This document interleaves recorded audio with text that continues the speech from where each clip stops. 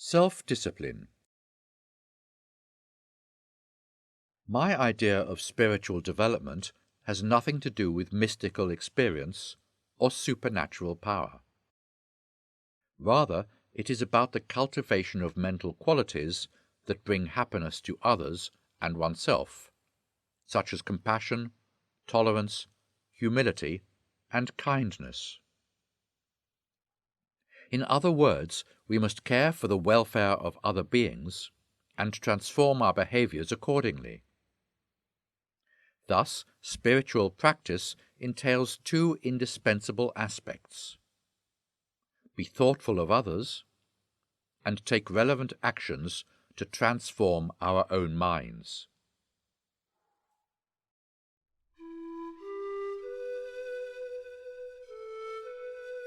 We are born with the ability to feel empathy with other people's joy, anger, and sorrow, as if we experience those emotions ourselves. Seeing someone else suffering induces a sense of sympathy in us, even though not all of us will express compassion and take action to help. Many people, when seeing a news broadcast of a catastrophe, will shed tears and feel an urge to help. The shock and devastation they feel are precisely what people in the disaster area feel. At that moment, one does not have to be a Buddhist to understand the nature of compassion. And if someone is apathetic, it's not because of their inability to be sympathetic. It's very likely that, feeling uneasy, they will either close their eyes or look away if they see the tragic scene. Unable to bear the sight of another being suffering is another version of sympathy. To further share the suffering of another being is compassion, an ability that is always with us even if we appear to be cold and selfish.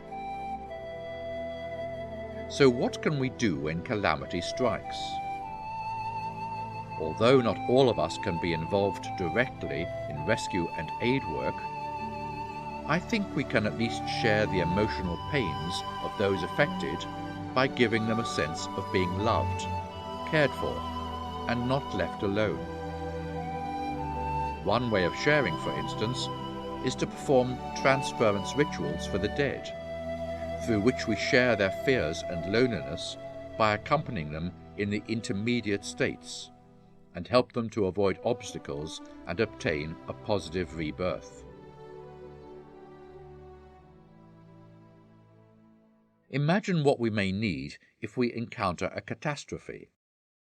First, we will need food, clothing, shelter, and so on. Of equal importance is our need for the love and care of others, which is both biologically and emotionally driven.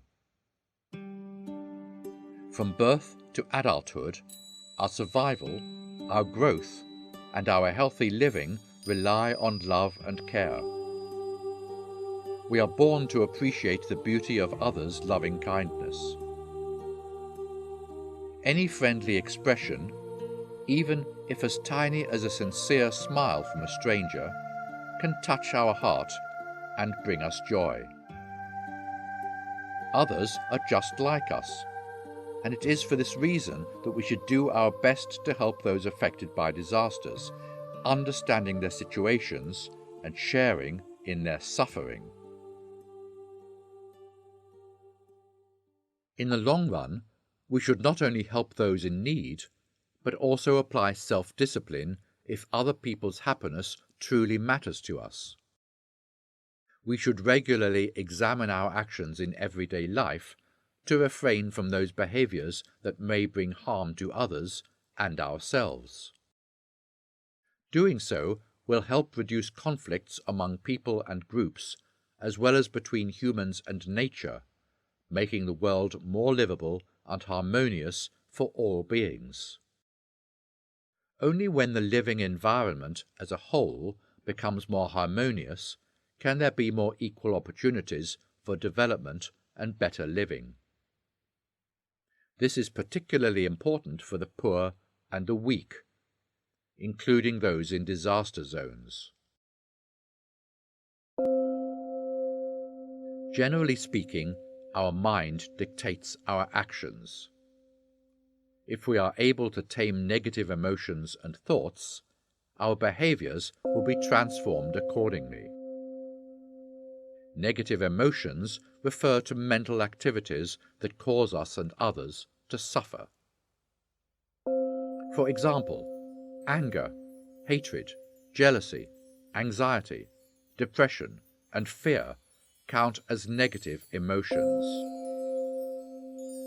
Here, I purposely do not use the usual Buddhist term affliction, as it entails a broader meaning that involves all actions undertaken by unenlightened beings.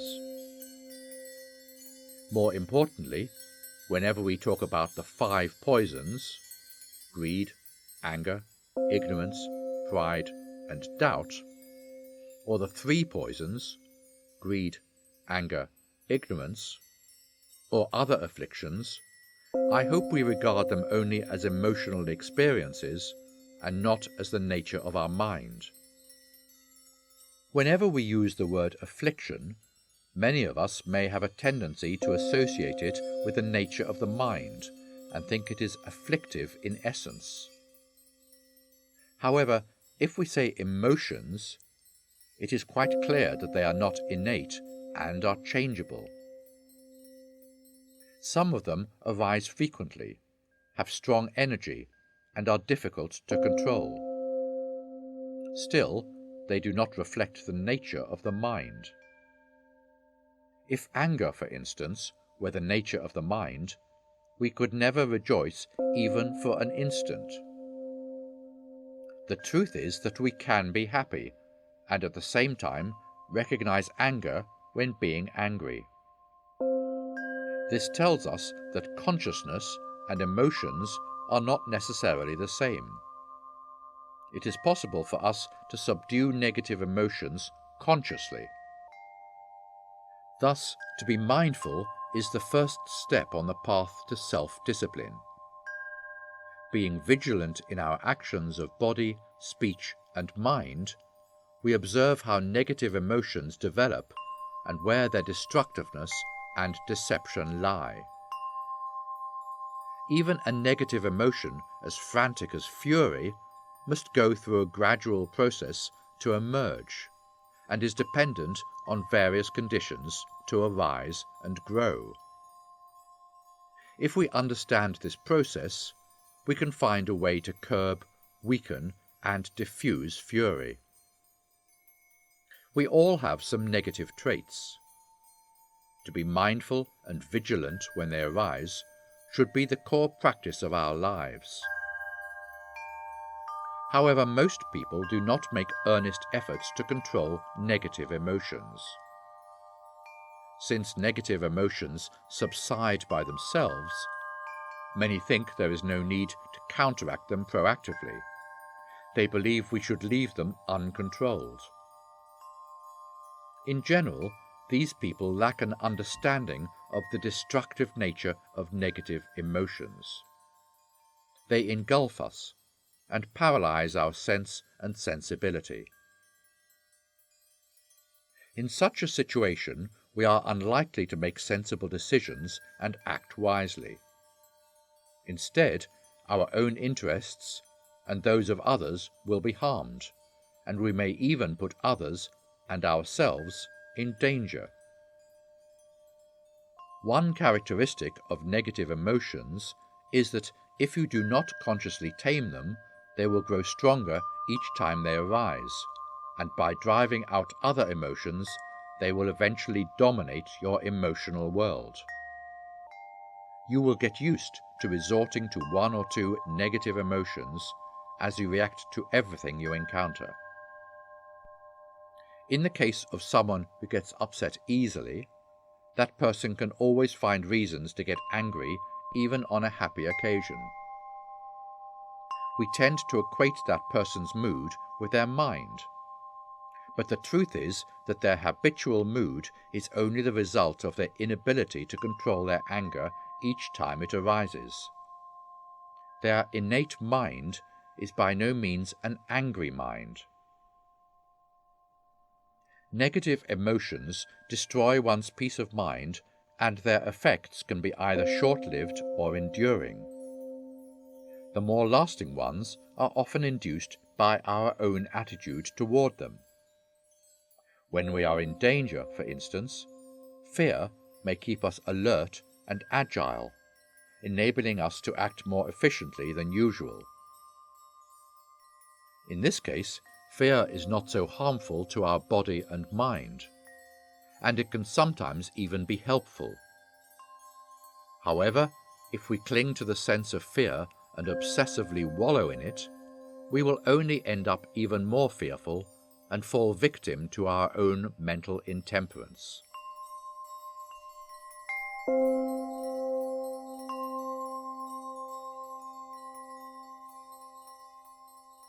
The same applies to other negative emotions, like hatred, sorrow, and anxiety. As common wisdom goes, one should think positively. Positive thinking does not entail willful oblivion or mental minimizing of unpleasant experiences and emotions. Not dwelling on negative thoughts is a central feature of Buddhist self-discipline.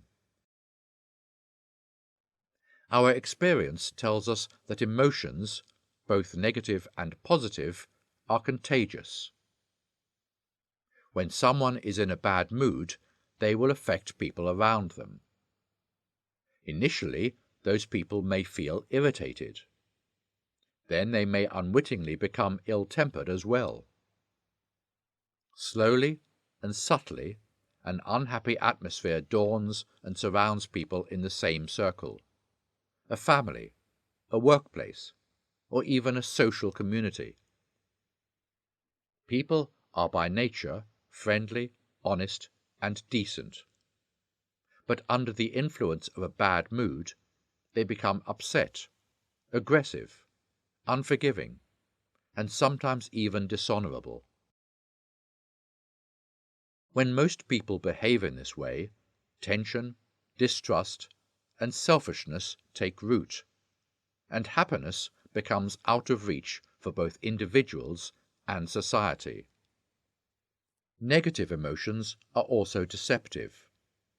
They give us the illusion that they can protect us and satisfy our needs. Very often we allow ourselves to be angry because we believe it makes us stronger. This can be seen in a debate where the ones who become impatient and engage in verbal abuse are usually the ones poised to lose. Likewise, arrogance, another negative emotion, reveals one's immaturity and weakness. Of all the negative emotions, nothing is more deceptive than greed. Very often we believe the seed of our unhappiness is not getting what we want or having too little. The borderline between necessity and luxury is both blurry and subjective. We should be careful not to fall prey to greed and avoid placing too much emphasis on acquiring possessions or status. Take the example of food, which we must eat to live. Though we need food, we can easily overindulge and eat too much, which turns out to be harmful.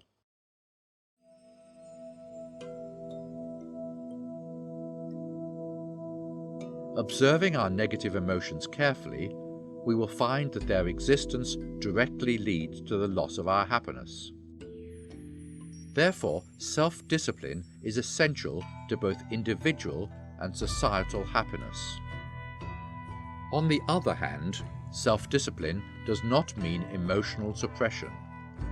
It does not require one to follow a set of rules. One should not behave pretentiously either.